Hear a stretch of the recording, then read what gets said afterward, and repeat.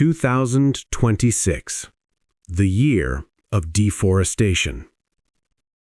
In 2026, the world didn't run out of gas, it ran out of trees.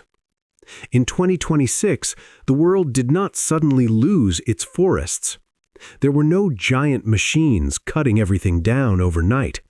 Instead, something slower began, something quieter. Across the world, people started going back to fire.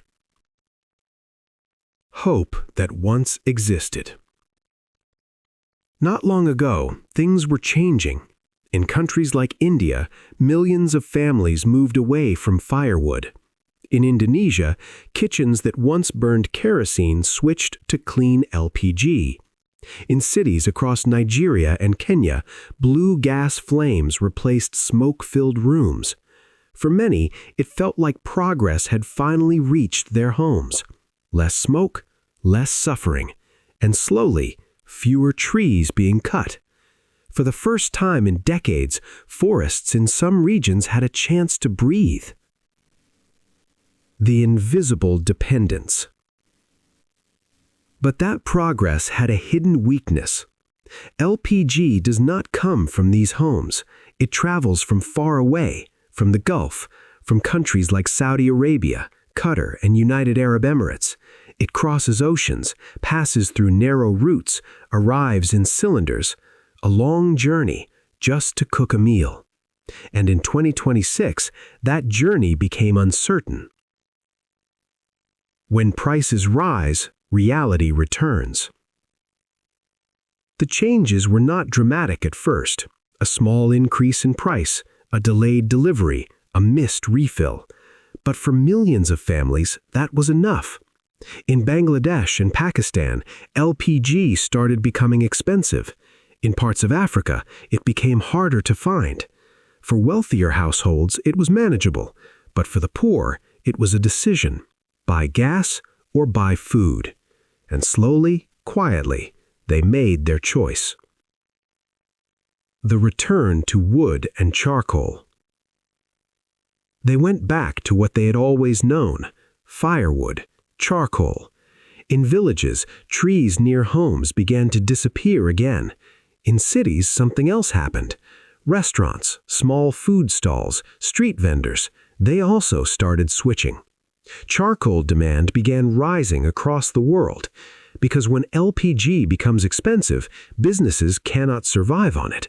Charcoal is cheaper, firewood is easier, and so the forests began feeding not just homes, but entire cities. The global demand for trees. This is what makes 2026 different. This is not one country, not one region. It is happening across continents. In Africa, charcoal trucks move daily from rural forests to urban markets. In South Asia, firewood piles return behind homes that once used gas. In Southeast Asia, biomass fuels slowly come back into daily life. The demand is everywhere, not because people want it, but because they have no choice. And while this is happening, something else is being lost. For years, the world tried to fix its mistakes. Countries planted trees, communities protected forests, reforestation projects gave hope. In places like China and India, millions of hectares were restored. People believed the damage could be repaired, but forests grow slowly. A tree takes years, sometimes decades. Cutting it takes minutes. If this crisis continues, even for 6 months, much of that progress in vulnerable regions could disappear. Not completely, but enough to set everything back. And that is what hurts the most. The pain no one talks about. There are people who see this happening. Forest workers, volunteers, ordinary people who love nature. They watch trees being cut again. Not by corporations, not by machines, but by families, by neighbors, by people just trying to cook food. And they cannot stop it. Because how do you tell someone not to cut wood when that wood is the only way they can eat? This is the helplessness of 2026. Not anger, not protest, just silence. The return of smoke. And with firewood comes something else, smoke. In homes, in streets, in entire communities, the air begins to change. It is heavier, darker. The same pollution the world tried to reduce is returning. Indoor air pollution rises again. Cities see more emissions from charcoal use.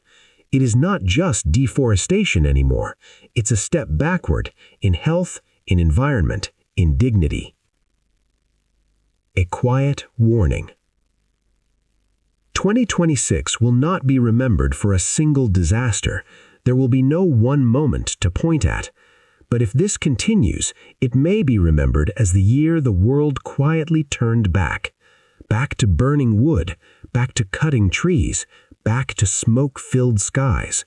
Not because people wanted to go backward, but because they had no choice. And somewhere, in a quiet forest, where new trees were just beginning to grow, someone picks up an axe, not out of greed, but out of need.